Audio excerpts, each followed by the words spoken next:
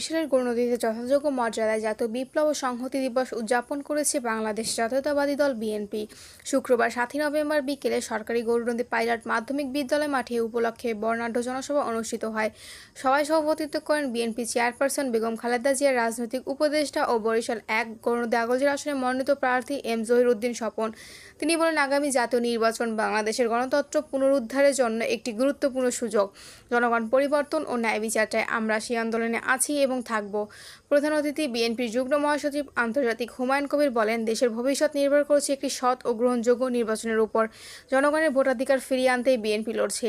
অনুষ্ঠানে বরিশাল জেলা উত্তর বিএনপির আহ্বায়ক দেওয়ান মোহাম্মদ শহীদুল্লাহ, সদস্য সচিব মিজানুর রহমান মুকুল, গৌরনদী উপজেলা বিএনপির আহ্বায়ক বীর মুক্তিযোদ্ধা সৈয়দ সরোয়ার আলম বিপ্লব, সিনিয়র যুগ্ম আহ্বায়ক বদিউজ্জামান মিন্টু, সদস্য সচিব শরীফ জহির সাজ্জাদ হান্নান, পৌর আহ্বায়ক ভারপ্রাপ্ত শরীফ শফিকুর রহমান স্বপন, আগলঝির উপজেলা বিএনপির আহ্বায়ক ভারপ্রাপ্ত হাফিজুর রহমান শিকদার, সদস্য সচিব বশির আহমেদ পান্না, জেলা ও যুব দলের সিনিয়র যুগ্ম আহ্বায়ক সাইদুল আলম খান সেন্টু সহ স্থানীয় নেতৃবৃন্দ উপস্থিত ছিলেন। বক্তারা শহীদ প্রেসিডেন্ট জিয়াউর রহমানের আদর্শ সংগঠনের ঐক্য বজায় রাখার আহ্বান জানান।